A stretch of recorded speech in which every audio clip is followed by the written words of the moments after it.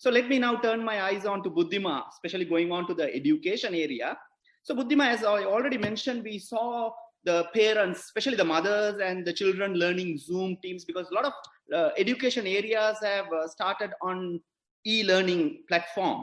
Do you think this trend will continue, or do you think people will go back to the classroom learning? So I would like to know from you, what are the merits and the demerits of e-learning?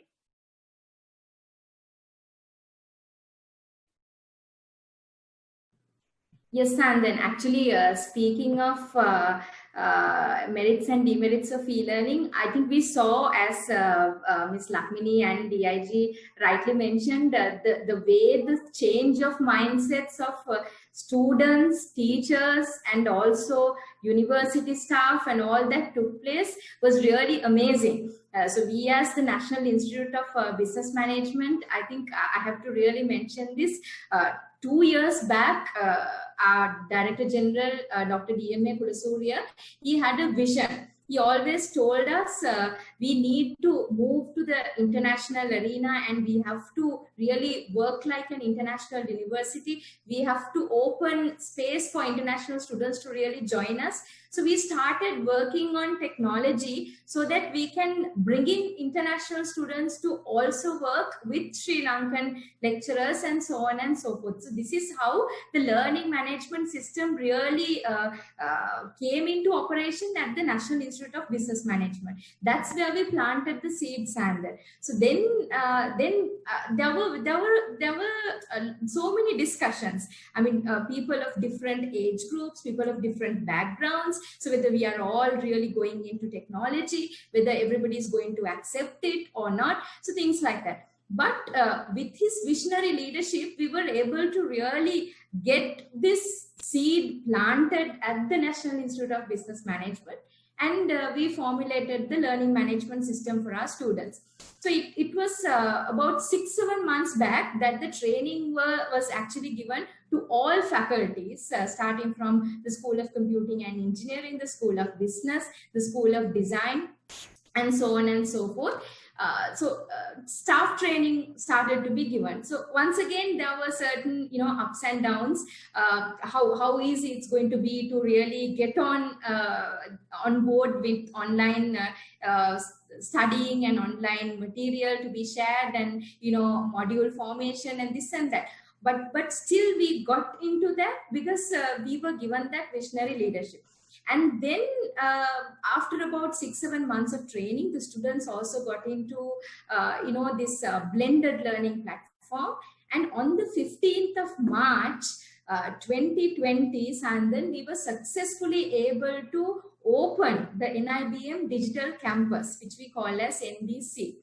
And successfully we were able to get our students registered, and the students started continuing the lectures without a single date being delayed in terms of an assessment or a lecture or an examination or that sort of a thing. We didn't have to delay anything, but all the tasks, starting from the program office to all the faculty operations to everything, were conducted smoothly. But initially, once again, there were certain gaps that we had to bridge in terms of the student side, where students started complaining, we don't have the data facility, our parents are not able to fund data for us and all that. So then what we did was we decided, fine, we are going to give free data for our students. So all students who log into the nibmworldwide.com will be using free data that is provided from the National Institute of Business Management. So they don't really have to worry. So we came up with that strategy. Now the students don't really have to complain about data and this and that. Instead, they can freely work. But then we tried to figure out how we are going to get out of this monotony.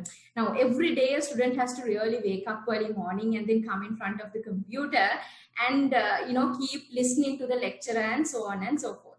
So we introduced different programs like contests in terms of digital contests that can come up with robotics and software engineering and network engineering, and then speech competitions and things like that, so that the monotony of just delivering lectures throughout can be avoided, and students really engage continuously and they really be a part of the university as they used to be, even though we can't get them on board in the similar manner.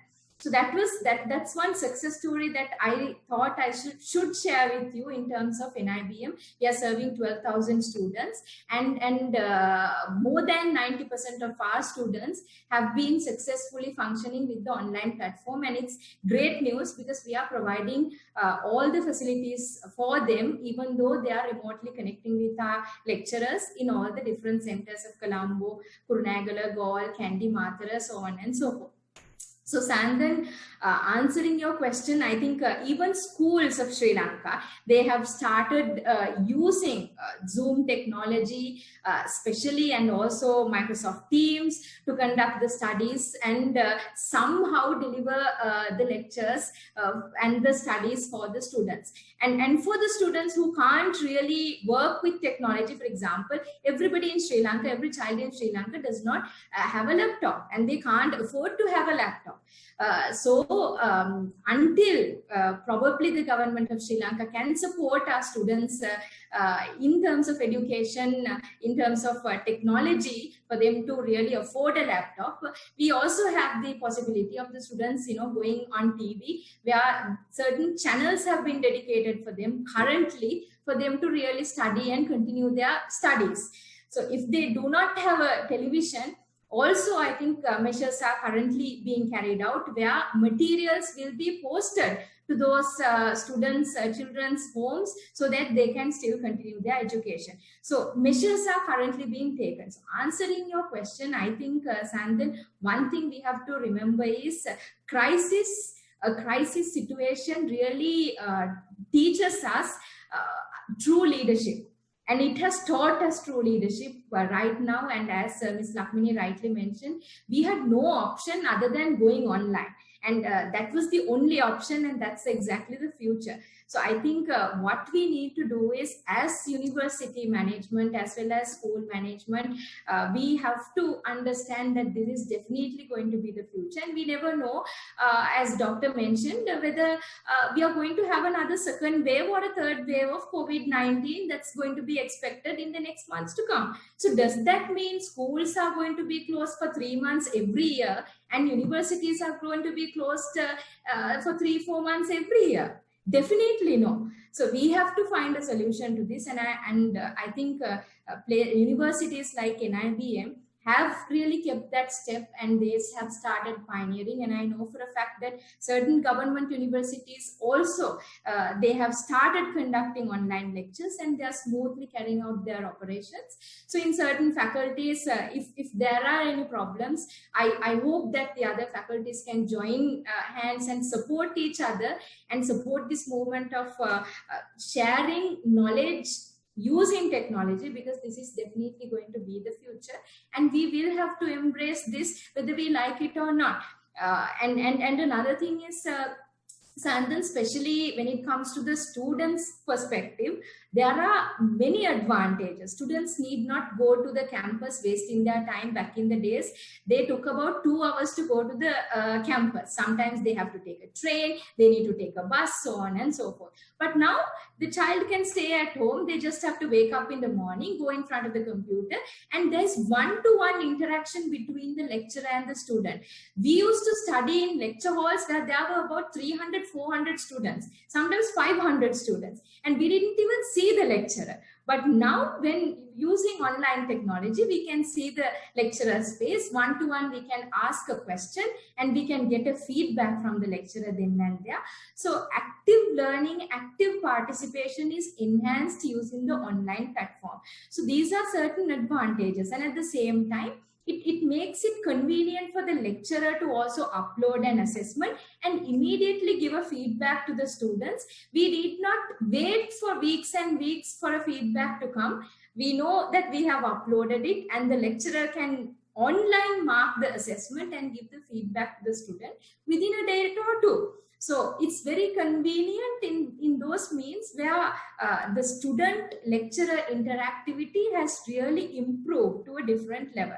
And also when it comes to online teaching and online learning, one thing is, in most of the universities we see that what has been taught over the past 10-15 years have been continuously being taught every single year and semester, and sometimes certain things, knowledge in terms of what we share has been not upgraded. So students don't learn new things. So this is a problem we had in the education sector, because that, especially when we take our fourth year students, I'm sure Ms. Lakmini also would agree, we teach microcontroller programming, artificial intelligence, neural networks and all that. But that happens in the fourth year. And our students, when they create a robot, sometimes they think, wow, this is rocket science and I've done something amazing.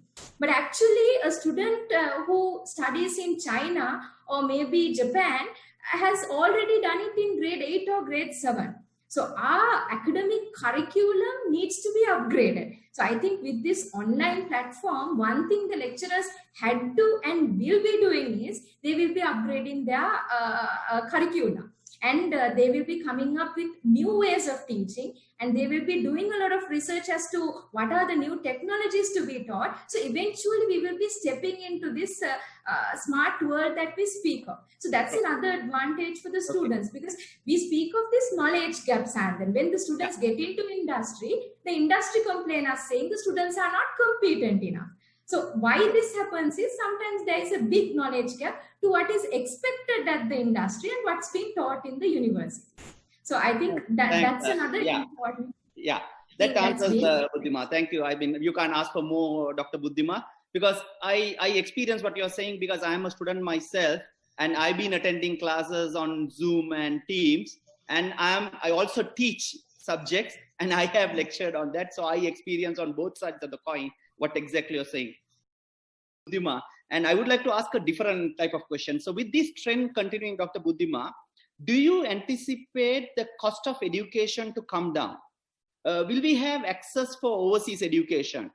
Is it necessary for our children? So personally, my daughter is abroad. I would ask myself, is it necessary for our children to go to Australia, China, USA, Nepal, Belarus, you name it? I mean, taking so much of money away from Sri Lanka. What are your views on that, Dr. Buddhima? I think you're on mute. Well, actually, Sayandhan, now speaking of going overseas, and currently the problem that we are facing right now, we see that a large number of students who have been overseas are also coming down to Sri Lanka. I think about thousands of students, about 36,000 students will be coming down to Sri Lanka very soon, and some are still stuck in most of the other parts of the world. The thing is, Sayandhan, with this change, we saw that there are so many opportunities for us out there in terms of education, which we did not tap before. We thought, and I personally have seen certain parents really telling their own children that, Sri Lanka is not a good country to live in. It's in vain if you be in this country. You should move to another country. I've heard parents saying this. We can't think of a future in this country, things like that. So this is a demotivation, and I have heard children really calling me and telling me during this COVID period, madam, unfortunately my parents are forcing me to go abroad, and now I don't have the Australia I have been dreaming of, neither do I have Sri Lanka, and what am I to do? And I am stressed and I don't know the purpose of my life. And it's very sad to see, Sayandhan, that there is a bunch of children like this suffering in Sri Lanka just because the parents want to force them to go abroad. And there is another bunch who really feel that land matters, or the place you be educated from really matters. But one thing I truly believe is that it's what you learn and how best you learn it that matters, and definitely not the land where you're going to learning from really is what matters. And because after all, with this change that we see, I think as Ms. Lakmini rightly mentioned, it's an opportunity. So what we need to do is to grab this opportunity and make most out of it. And just like the NIBM has been taking this positively, and over the past so many months we have been going through this transformation, it was easy for us to really flow like a river and be steady like a great mountain. So I think in a time like this, we have to understand that we need to embrace this change and we have to go ahead with it. And there's so much more opportunities out there for the students, not just in the local universities, but they can connect with Oxford, they can connect with Cambridge, they can connect with Stanford, MIT. So all these universities do offer many more courses that our children of Sri Lanka are not aware. So I think it's high time for Sri Lankan students, especially kids who have completed their ordinary level examination and they've got results and they're waiting to join a university, and also there are students who are waiting to sit the advanced level examination. I would really advise them not to waste time just looking at the TV and seeing how many patients are being identified every day from COVID-19, but to look into the opportunities that are available out there on the World Wide Web and see what kind of inventions, innovations you can also do. Because recently we had a lot of students who finished their final projects and they came up with fantastic innovative ideas which we presented to SlimTech, and we are looking at really implementing them in Sri Lanka. So just like most of our panelists mentioned, we have great innovators out here in Sri Lanka. The point is we do a lot of research in terms of our final year projects and all that, but they don't really come into manufacturing. So I think this is the right time for the government also to support these innovators and bring these products out into the country, so we can really grow as a country, taking COVID-19 as a blessing. So I think especially for the children who look forward to go abroad, one thing I'd like to highlight is irrespective of which land you are in, all that matters is whether you're focused, whether you have a dream, whether you have a goal in life to achieve, and whether you have a purpose in life. So if you have your goal set, I think wherever you are in, you will be going after your goal and you will really achieve it. And also I'd like to highlight the fact that our parents shouldn't really fear about our kids using technology. Sometimes we see parents telling their children not to use technology. My God, they'll get spoiled. No. We have the technology for the students to really learn new things and move forward in life, but definitely not to spoil them. Yes, there are avenues where they can get spoiled, but that is a duty and a responsibility of an elder, of a parent, to guide the students in the proper direction, to see that they are doing their education using this technology, embracing it, but not using it otherwise. So I think we as elders, we have a duty to see that we guide the students in the right path, being a light to their lives. So that is something that we have to do, but not to complain and get the technology away from the kids. That is something that I would like to highlight. And also, Sayandhan, with this comfortable space of studying, I think students save a lot of time, they save a lot of traveling energy, and they have enough and more time to continue their studies online with whatever the university that they want to get educated from. And also they can take part in webinars, seminars, workshops all around the world. And I see now, especially students who are a part of Gavel clubs, conducting so many international Gavel meetings these days with different countries combining together. So it's great to see our children really getting into those grounds and trying to meet new people online and developing their skills of leadership. I think this is where the country needs to head, and children also need to take into account there is no point in letting fear really cover us and just keep worrying what's going to happen next, but to take that step and move forward and embrace this change and take it as an opportunity to go for the goal that they always wanted to. I think that's exactly what needs to be done. Okay, great. So that gives me a lot of hope. I hope I can do my doctorate from Harvard being seated in Sri Lanka. So that's great news to hear. Buddhima, I congratulate you because you hold the record in Sri Lanka, maybe in South Asia as well, because you completed your PhD at a very young age. And I hear that you completed your PhD at the age of 24 years. So please tell me what made or what motivated you to complete your PhD so early, and how can education contribute towards building a competency of a person? Well, Sandhan, speaking of my life, I started schooling when I was 2.5 years old, and I actually got bullied a lot back then in school because I was the youngest kid in the class. And I was never the best kid in the class. I used to become like the 13th, 14th, 15th in class since until like grade 3. And I still remember in this particular award ceremony, it actually changed my life. I think I should tell this little story because I hope that it would inspire a lot more students who are watching this. Because this one award ceremony in the school really changed my life, where I was seated right at the back.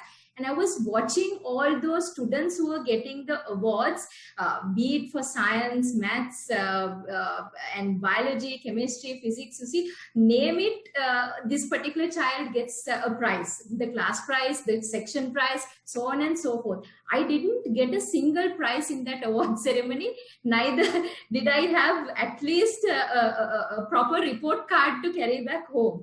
And I was watching, I was thinking, I am this kid who gets bullied big time in class and considered hopeless myself.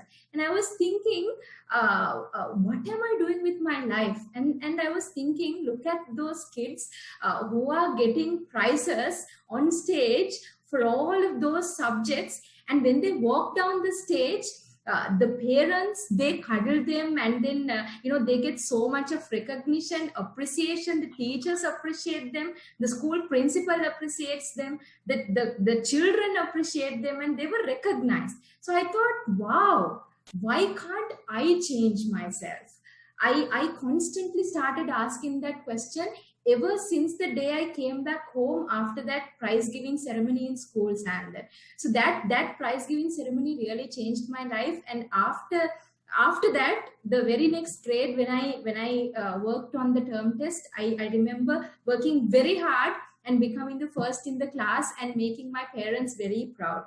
And getting so many prizes that I could carry back home, and seeing those happy tears in my mom's and dad's face in working hard, so that I was also happy to know that I was able to make them proud as a kid, just like all those other kids did back in those other years.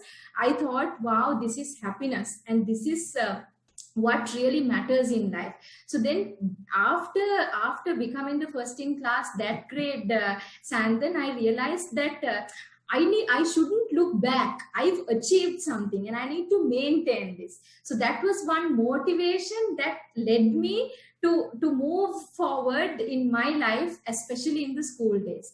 But then when it was, let's say I was only 15 years when I sat for my advanced level examination, once again with a lot of bullying in school and all that, but managed to get over with flying colors and joined university, did a double degree in computer science and software engineering. And that was also because I started researching a lot during my advanced level class as to what my future is going to be. I wanted to become a medical doctor. That was my aspiration. That was something that I always wanted to become ever since I was a kid. If somebody asks me, little me, what do you want to become in life? I always said a doctor, but that was a medical doctor I was thinking of. But unfortunately, I went to an international school. Back then, I didn't have the privilege to get into a national university to study medicine to become a medical doctor. So I thought to myself, when I completed my advanced level examination, even though I did it in bio stream, I thought, Buddhima, are you going to stop here? Is this going to be the end? I questioned myself. And then I thought, okay, let me explore another area. I thought after reading a lot, I realized that computer science is something that's definitely going to take over the future, and information communication technology will definitely be something that would lead all the fields in future. So I thought I'll take up that field.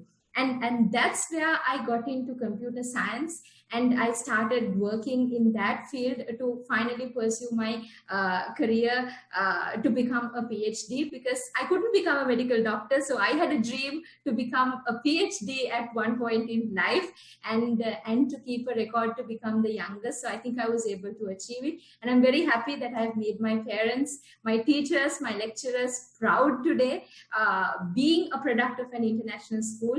Yet I was able to achieve that, getting into a government university at the end of the day in my PhD studies, because I finished my PhD at University of Peradeniya, one of the best local universities, the first local university in Sri Lanka, and proud to state that.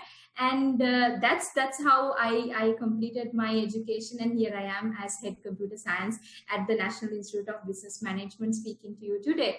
So speaking of competencies, Sayandhan, I think this is the most important aspect when it comes to education, because I truly believe that education is a facilitation of learning. It is the acquisition of knowledge, skills, values, habits, which is a compilation of all that really goes into this term called education. And most of us, I think we have misunderstood this word of education, and we say that we think rather that it is all this knowledge that we gather from books only that amounts to education that's currently is there, and we believe that we are educated.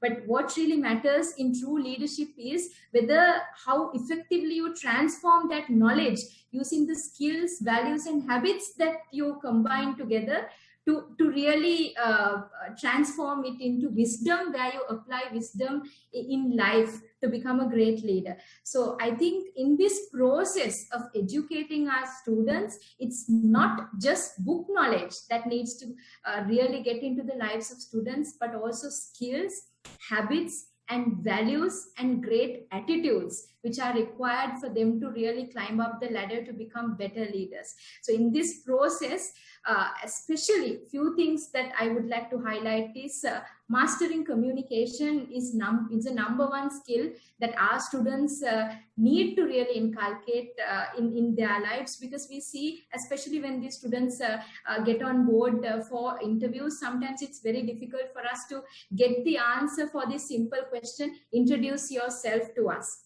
You see, so it's very sad to see this happening in most of the companies. Most of the companies really complain that undergraduates or other graduates aren't able to express themselves, and they don't have the proper attitude. So I think these skills need to be developed along with the knowledge that they gather from the books, because otherwise you would definitely become that person who has a lot of things in your head, but you wouldn't be a people's person who has emotional intelligence, who is able to communicate effectively the right message at the right time to the right people, and be able to work with a bunch of people leading a team properly. So these skills, I think you will not be able to gather if you don't really value those skills and make them a part of your life. So this is the message that I would like to give to the students who are watching, that it's not just book knowledge, but you have to really inculcate these skills, the proper skill set, be tech driven, and you have to be skill driven, and at the same time you need to be insight driven for you to lead a life that we expect in this new normal, and also take your life forward to the betterment of the for yourself and the society. Thanks, Buddhima. I think that's a great story to hear, and I think for all the students who are watching, I'm sure learning is a lifelong experience. The challenge is, if you want to beat Buddhima's record, do your PhD, the pinnacle of education level one can reach before the age of 24. And that's the challenge for you, and it is possible.